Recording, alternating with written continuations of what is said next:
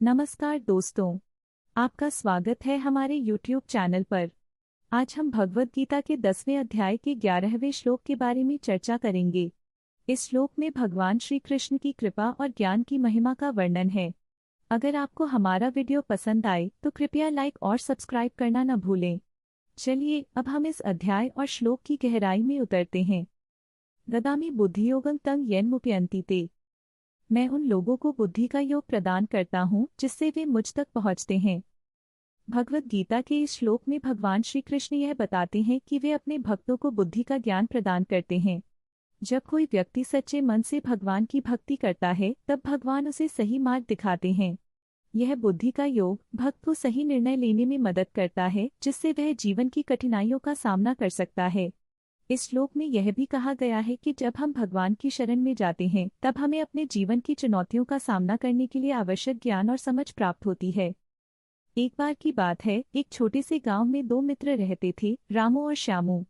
रामू हमेशा मेहनती और ईमानदार था, जबकि श्यामू थोड़ा आलसी था। एक दिन गांव में एक बड़ा संकट आया जब एक भयंकर बाढ़ ने गांव के सभी खेतों को डुबो दिया। गांव के लोगों में डर और निराशा का माहौल था। रामू ने सोचा, हमें कुछ करना चाहिए। उसने श्यामू से कहा, आओ हम गांव के लोगों को एकजुट करें और बाढ़ के बाद के जीवन के लिए योजना बनाएं।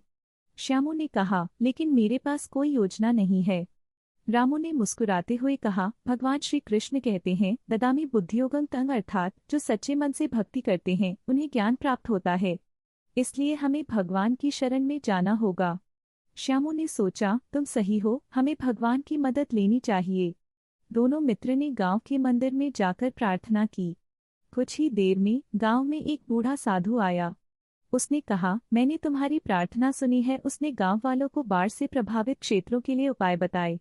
रामू और श्यामू ने उन उपायों को अपनाया और गांव के लोगों को संगठित कर खेतों को पुनर्जीवित करने के लिए काम करना शुरू किया। धीरे धीरे गांव फिर से खड़ा हो गया। श्यामू ने कहा, देखो, भगवान ने हमें बुद्धि दी और हम सफल हुए।